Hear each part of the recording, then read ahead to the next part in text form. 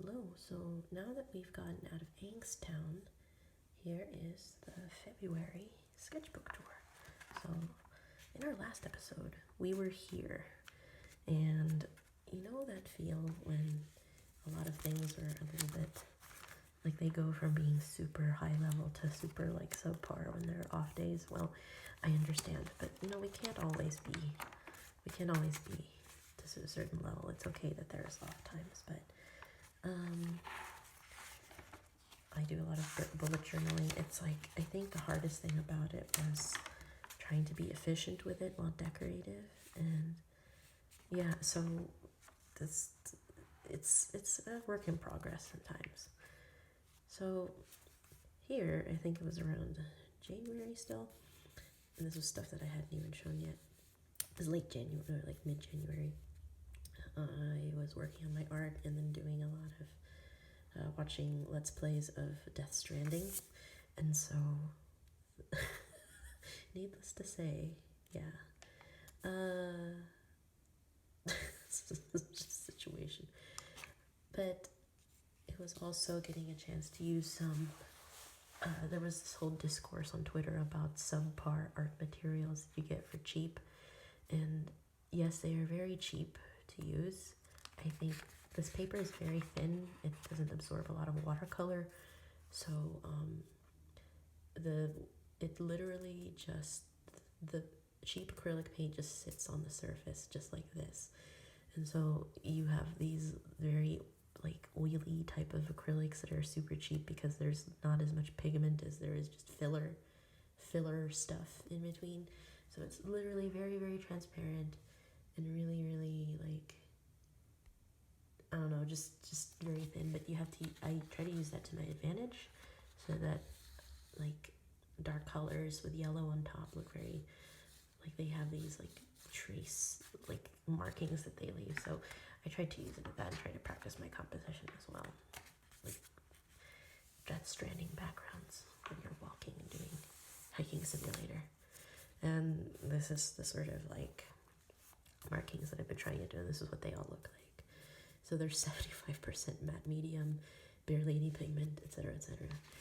Someone posted a meme on, trying to give me some new Washington, a meme about Outlaw Star and the type of illustrations and music that they had. I haven't seen all of Outlaw Star, but it did trigger like a nostalgic memory, and also as well as testing some watercolors on this. I will say it's not ideal to be painting on this. If anything, like in the watercolor video, ignore that. I will explain that later. Take another good like 300 grain watercolor paper and tape it here if you must, and that's how you will get really beautiful watercolors like this. So do not waste your time trying to paint watercolor when the watercolor is just not going to happen. It's just, you're going to get BS like this, and so just no. But this is what I, trying to practice composition sci-fi stuff. Also, in the last video, I remember I reviewed the metallic watercolors, and I used up the whole dang thing, but that's what it looks like. Very, very pretty. So this is metallic watercolor. It really is really nice. I would say the bronze is a little thin, but this is really beautiful. It's almost like the bluish pearlescent blue that was in there. So it's 10 out of 10. Highly recommend, especially for the pearlescent watercolors work really well for this type of like semi non-absorbent paper. Some more stuff. I started, as time went on, I started to get better at like sort of dream journaling my dreams that I've dreamt of, and came up with a legible, sort of semi-legible story out of it. The Realm Jumper. I would say I do try to remember my dreams. I'll like squiggle them down in another thing, and then I should have worked a little better on this, but it was just mostly me trying to, I had not drawn a lot before that point, and so after the point, that's when I got a little better about it. So she jumps into different realms and she travels with her companions, and within each realm they transform into something else. She's the only one that stays the same, and she's wondering why. So yeah, but more on that. Like I said, I had a beautiful dream about the future of humanity in space, and I did little scribble notes, but then I came up with this. And this, like I said, was also done with metallic watercolors. I did a whole layer of black acrylic, like good quality black paint over the whole thing, let it dry, and then used metallic watercolors for like nebula areas and the splattering for the stars. And then these are also like gold, greenish, phthalo blue, and it looks really beautiful, as you can see here. It's just really good use out of them. This was done with the souffle white pens, which are really nice. I really love that, and I think I'm going to use more of that for these kind of illustrations in here. Bachelorette stuff, private. Okay, but how I feel about journaling in a book and then making it like a practical planner thing is a mixed bag, because you have vital information that you need for documents and stuff later, which you could take pictures of if you need it. But frankly, when I do it traditionally like this, it's just I get something more out of it, and I'm able to take care of stuff more. So making the mundane sort of artistic has helped me to, like, dream and achieve. So this is probably going to be me on my bachelor. So that's what's going to happen. I think I'm still kind of recovering from the stuff that happened in the past, and so I just like to, I'll take scraps of paper and kind of, in the origami paper, I'll glue it here, and that's what I'll use for journaling, and it's just different ways of doing stuff. We watched Sonic, and this was what was happening here, and I don't know, sometimes I'll go backwards in time, and then I'll fill in empty space with that, and I really love this illustration. I think I'm going to do something else for another video on that, but this was more like an exercise. You guys have seen it before, I'll go past it. This was like me testing out the brown paper, and I hadn't really gotten see, the thing about this book is, like, the up to here was the white paper. Now I'm in the brown paper zone, and these aren't used yet, so I wasn't used to what I could push with the brown paper. But let's take a look what happens next. Parasite. And so again, all right, you guys haven't seen this, so basically if I'm drawing a comic, this was I had to teach a class for The Office, and I did not watch any episodes. Yes, I know it's culturally relevant for a lot of people, but for me personally, I don't know, I don't think it aged well. There's a lot of like cute stuff in it and stuff like that, but it's not that because, it's in a PC, in a politically, correct world, how could you expect to be funny? Well, it wasn't. Sometimes it's just not that funny. I'm sorry, like, it's that's how I feel. Sometimes the things that we grew up watching weren't that good, but it's from the perspective of like writers and groups of people that consider like certain things of humor to be like, that's the epitome of humor. And I think there's other ways of trying to be humorous about stuff. Well, hey Pam, blah blah blah blah blah blah blah blah, why do you guys hate me? I'm such a nice... And I'm just like, Jesus, who produced this? I'm still in season 4, and I still kind of hate it. I watched up to season 5. Oh, Ricky Gervais, that makes sense. He's still insufferable to this day. So anyway, let's move on. But I'm making my comic, and I try to use this as the neutral tone, even though it's very, very dark, like kind of a dark brown. It's different to see it here, but I use this as the neutral tone, and then I use white to emphasize certain things. You gotta be careful not to overdo the white, because what's the point of brown paper, right? And so this one was also, this is a cheap sort of gesso, like the basic gesso you use. The thing about this paper though is it's reasonable amount of thickness. I would not use this for watercolor at all because it's gonna buckle and bleed through the other side. So I use the cheap gesso. It seems to resist it pretty well. And it's this paper, I underestimated its power, and so love every once in a while involves contending with the idea of one day being unrecognizable to people. And I think, yeah, I was dealing with some things, you know. Relationships change. How people look at you will change as you change, and you just have to remember who you are. Oh, I think I don't know how I came up with this, but this method of bullet journaling, I got some nice stickers too, it has been super effective. So I think I'm going to use this more often. I literally feel all these like very beautiful, like the beautiful satisfaction, feelings of satisfaction when I check it off. I did it. I did the thing. I can and I will. And then sometimes I forget it, and it's just really good.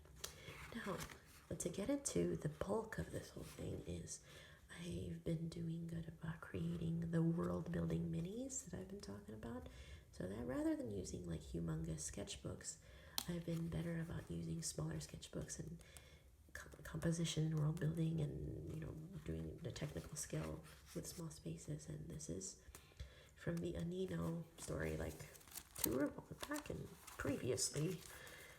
You guys must have seen how I did the whole outline of the story of the girl and her ghost friend. And in a world where people use spiritual energy, kind of like the Ghostbusters to create, I guess, sort of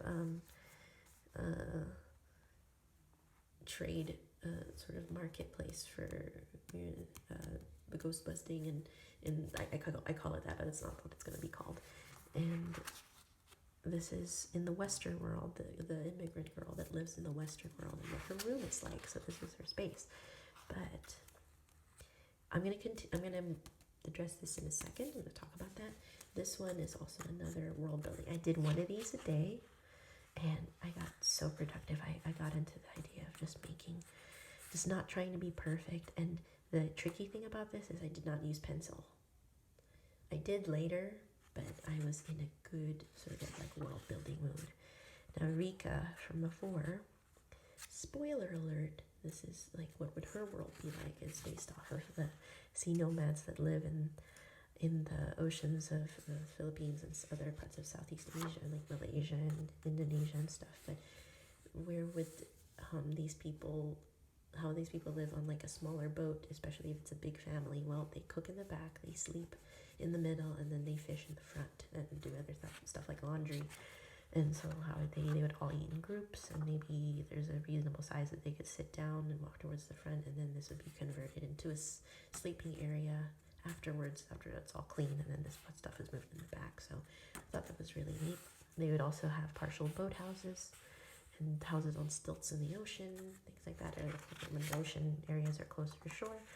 And that's how Rika sleeps with her family. So yeah, I really enjoyed this one. It is a little tricky though, because sometimes, good panel, and what's going on here? You just have to map it out. It doesn't have anything to do with the sequential page of it. It's not exactly a comic page that moves in time, so it's just world building. I went out with my friends and we had a good time. This is Tam and Mina. Hi guys, if you ever see this. And we went to go see Sonic. We also have hung out and done other things, so play Animal Crossing, and it's just, it feels good, man. It feels good. She gave me a Valentine, and this is a little funny, but I made it like a hidden treasure sort of thing. Hold on, let me figure this out. And you can lift in the piece, and I would tape the bottom so the piece doesn't escape. It's supposed to go this way, my bad. I would find little adjectives just to tell myself, not all the pieces are removable though, because I still need it to kind of stick. And then This one is this remove? Yeah, generous, great. If I find little affirmative things to tell myself that, why do people want to hang out with me? Because, well, I like to think that I try to be a good friend. Like, I don't have to bend myself backwards, but I think I'd like to think I'm a neat person. Like, what else would I have? Like, people that say they like me. You know, you have to trust what people say. When people tell you who they are, believe it the first time. So, as Maya Angelou would say. But there's Len, the other girl, and what her environment was like. This is on another day. I think I was a little off that day, but this was more like, you know, sequential in time. I had to research, what would her school life be like? She doesn't go to boarding school. She goes to like day school during the week, like regular school, but you still have to wear uniforms, things like that, and she doesn't quite fit in. She's the only one with dark black hair, and then the ghost comes out. Yeah, this is not the best layout here. This should have been better, but you know, sometimes you feel the sauce, and sometimes you do not. But that's okay. You gotta keep going. You can't focus on making it perfect. You just gotta keep making it better and learn along the way. Sometimes I don't have the juice to do a whole world building mini per day, and so I do character design minis. So this is the crowd aesthetics. This is the townspeople where Lynn lives, and depending on the time period, spoiler alert, these are the, you know how like we have fantasy Europe and fantasy and Avatar fantasy Japan and China. Well, why can't we have fantasy Philippines, right?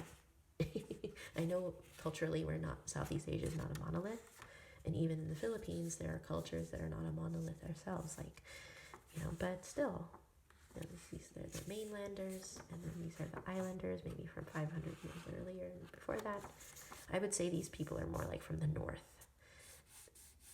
Costumes like this are probably more from the south, and then this is like the city after colonialism or something. So yeah, now this is a little confusing because I am not a costume designer. I am not an expert on period dress, but late 1700s generic Europe to early 1900s, there's a big gap between that. So what would time me earlier versus the present time? I would say I would stick to like 1800s, to not that far back. 1700s, no, that's way too early. So narrow it down. I'm planning to do an illustration for March for a gallery show, and based off Australian animals. So I'll post more about that in my Patreon if you guys are interested. Just doing research for like the layout. The problem with this is that I used white Conte crayon, and let me tell you, it's really nice for this kind of like, this paper has the brown paper has a bit of tooth to it, but unfortunately, it rubs off. You see, like, so I might have to do some washi taping of tracing paper in between, so that it doesn't end up like being brushed off. Oh, here's another world building mini. I was really proud of this one. I took a break in between, like for one day, and that break was good enough for me to kind of research some nice images and stuff. And I feel like there's no shame. There should not be any shame between the sort of research images you use versus using that for your world building. And so this is Rika's old walk into town. And so when she's not in the ocean, she goes into the coast and into the coastal cities and further into the bigger city close to where the ocean is. And this is where, you know, she goes into the marketplace. There's chickens and stuff. And yeah, it's really neat. I did some research with like Filipino artists. I want to research more on this and learn about my own peoples and stuff. And so, yeah, I did not finish these. This was a complete rip. And ignore the workout stuff. It's just, yeah, but I'm going to continue the format of the bullet journal that I did before. I need to finish this. This was not finished. I'm sorry. But, yeah, Animal Crossing fan art. I'm excited, you guys. I'm excited. This one I need to label it. This was Len's. She goes to school in the city, and then she rides the tram back, like a sort of oldie-timey, like carriage back to the smaller suburban towns where that's where her parents live and everything. This was not as detailed as I thought. I was rushing with this, I know, and I didn't even do the white pencil, so I think I might do more of that. And this one, I used a more high quality gesso, but I wish I could have used markers for this instead of pencil. Pencil for coloring maybe, but you know, just figuring that out. Might make stickers. This is my work calendar. It's hard to see that, but yeah, so it's things like this. Or I teach painting classes in 2 different locations of town, and so I have to organize what studio am I going to be at. And so green is for one studio, red is for another studio.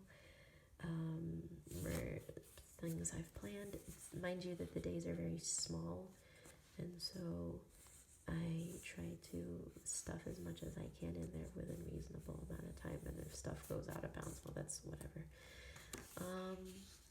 These are character world building minis too, so this is Len's dad, and these are the things he likes. Funny story, I had this out and my dad came over and looked at it, my actual real dad, and he looked at it and he said, "Is that me? Is that me? Is this what I'm like? Can you make a drawing of me?" And so my dad asked, "Is can you make a drawing of me?" And so yeah, maybe I'm doing it too close, but you can kind of see I used pencil this time, right? So yeah, this is Len's mom, and I know it's like, you know, they can be strong women and stuff, and why is she a stay-at-home mom? Well, because I want her to be one. That's what we know. So she might be a housewife and a mother, but she has her own business. She's a poet and does other things, and so, but she also likes to cook. She likes making traditional dishes. It's like I changed the names of the culture and the place, but the dishes are the same. I have to finish these as well. Did not complete these as much as I thought I did, but oh well.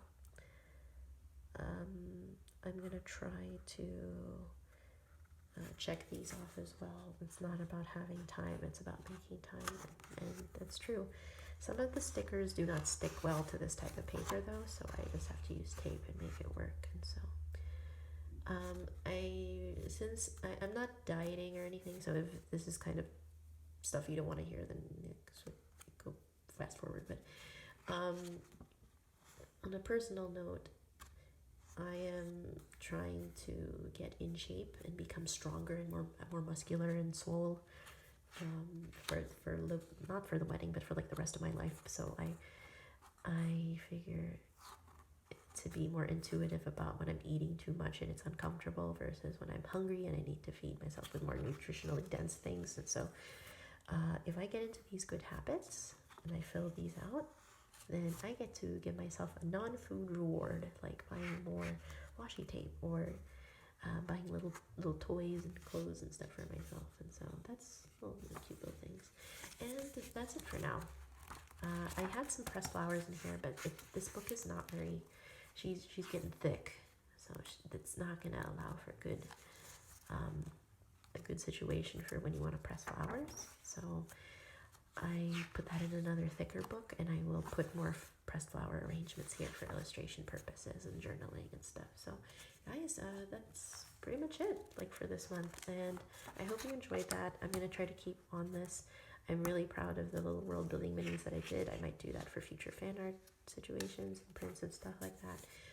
Let me know what you'd like to see more of in here, but frankly, I've been liking what I've been doing so far. These are really cool ideas, and so patrons are going to get to see this a couple months early, and people in the public I'll put this out for everyone to see. So I know I got a little bit personal, but thank you for being trusting and letting me be vulnerable in here and share my artwork. So thank you so much. Love you guys, and I'll see you next month. Bye.